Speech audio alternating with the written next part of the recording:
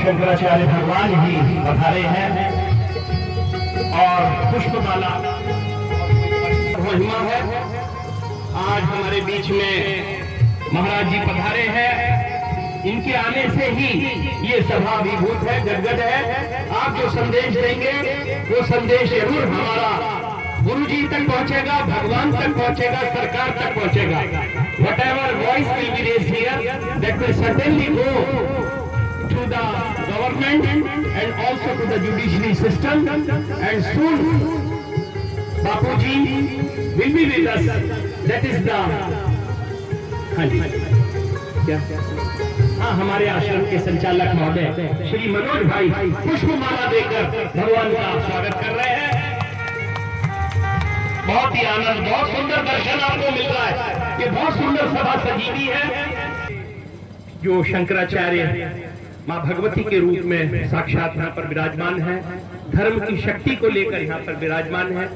आज मातृशक्ति की ही सब जगह जय जयकार है, उनकी सुन रहे हैं। महिषासुर का वध करना पड़ा, तब भी माता जी को प्रकट होना पड़ा, सारे देवता फेल हो गए। तो अब हमारे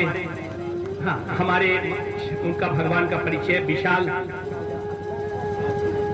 साहनी जी से मैं कहता हूँ, माइक चाहे वहां दें, चाहे आप मंच पे आ जाएं और हमारे शंकराचार्य जी का परिचय देंगे और उनको आमंत्रित करेंगे। बहुत बहुत धन्यवाद। ओम नमः शिवाय। सभी लोगों से कहूंगा कि एक बार हमारी माता जी जगत गुरु शंकराचार्य त्रिकाल भगवंता जी आप लोगों के बीच में उपस्थित हैं। मैं आप लोगों से कहूंगा कि सब लोग एक बार उनका जय घोष करें। आद्य गुरु शंकराचार्य त्रिकाल भगवंता सरस्वती महाराज जी की, आद्य गुरु शंकराचार्य त्रिकाल भगवंता सरस्वती महाराज जी की, जगत गुरु शंकराचार्य सरस्वती महाराज जी की।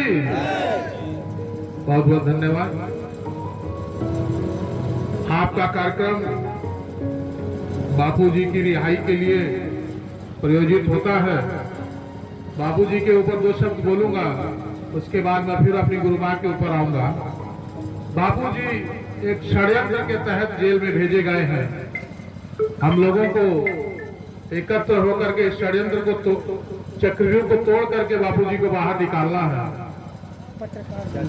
बहुत सुना जा रहा है कि उनके ऊपर यातनाएं और परेशानियां बहुत दी जा रही हैं। इस उम्र में, इस अवस्था में उनको जेल में रखा जा रहा है।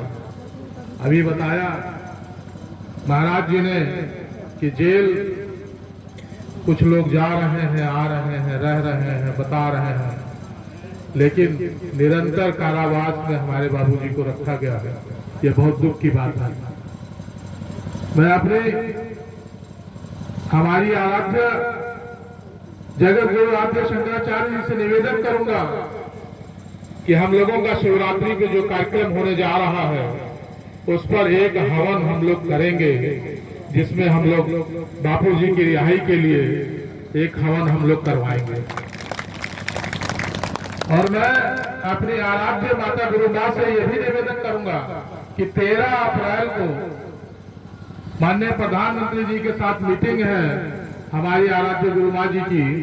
मैं उनसे ये निवेदन करूंगा कि ये बात बापू जी के लिए वो रखें कि बहुत कार्यकाल बीत गया, अब उनको समाज में फिर से सनातन संस्कृति को बढ़ाने के लिए स्वतंत्र किया जाए और वो सनातन संस्कृति का जो बिगुल फूका था उसको जन जन तक पहुंचाएं। मैं बहुत सारी बातें नहीं कहूंगा। हम लोगों के बीच में जगत गुरु त्रिकाल भवंता जी इस समय मौजूद हैं, उनकी ख्याति ये है कि वो निसर्ग संस्कृति के ऊपर चारित कर रही हैं। निसर्ग संस्कृति ऐसी संस्कृति है कि जहां से सबका जन्म हुआ है। इसका मतलब ये है कि हमारी गुरु माँ सबकी माँ है। जहां से सृष्टि का संचार होता है, उस पीठ पर बैठने वाली हमारी गुरु माँ, मैं उनको कोटि कोटि नमन और वंदन करके उनके चरणों में प्रणाम प्रस्तुत करता हूँ। और मैं उनसे अनुरोध करूंगा कि मंच पे आकर के अपने 2 शब्द रखे हैं और आप लोगों को अपनी अमृत वाणी से आप लोगों को आशीर्वाद दें कि आप लोगों का जीवन धन्य हो जाए और बापूजी भी हमारे जेल से स्वतंत्र हो जाए। इसी कामना के साथ मैं अपनी गौ मां को प्रणाम सहित मंच पे आने के लिए आमंत्रित करता हूँ। आद्य जगत गुरु शंकराचार्य त्रिकाल भवंता की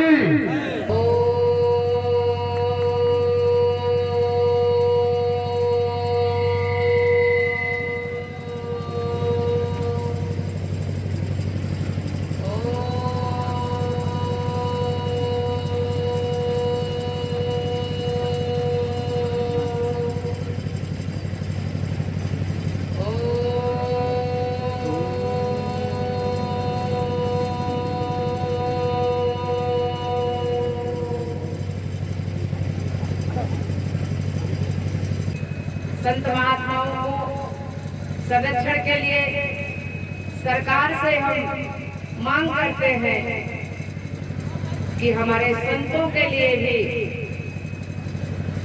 अलग से मंत्रालय की घोषणा की जाए और संतों के मेरे जो कानून है वो उस मंत्रालय से निर्धारित किए जाए।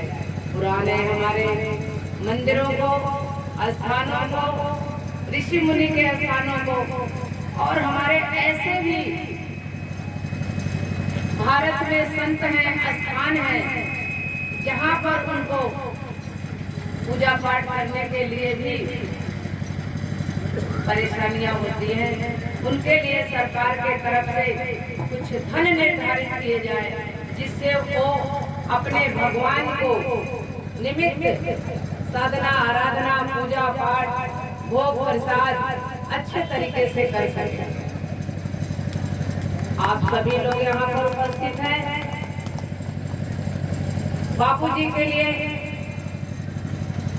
उनको रिहाई जल्द से जल्द किया जाए। उनकी अवस्था को देख करके,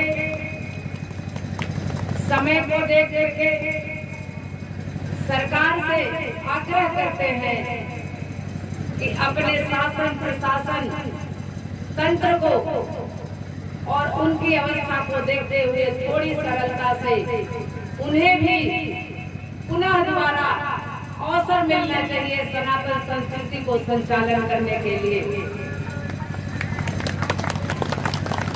सनातन संस्कृति के बहुत बड़े प्रचारक थे, संवाहक थे। वो एक समुद्र के तरह पूरे विश्व में सनातन संस्कृति का प्रचार कर रहे थे।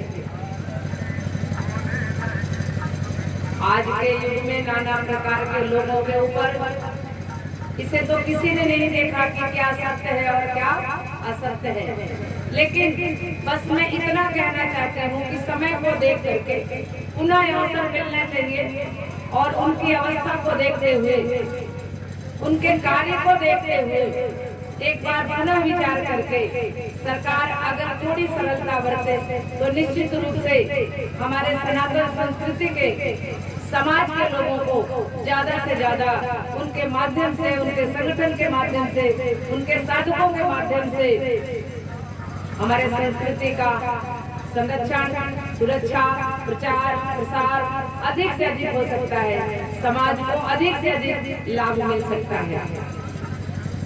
आज का प्रोग्राम, आज का मंच पर बैठे सभी लोगों का मैं आभार व्यक्त करती हूँ और संगठन के लोगों को, पदाधिकारियों का भी आभार व्यक्त करती हूँ कि इस तरह का कार्यक्रम के लिए आज जो मंच बनाया है वो हमारे बहुत से ऐसे संत हैं जिनके ऊपर कुठाराघात लगातार हो रहा है, भारतीय संस्कृति के ऊपर कुठाराघात हो रहा है।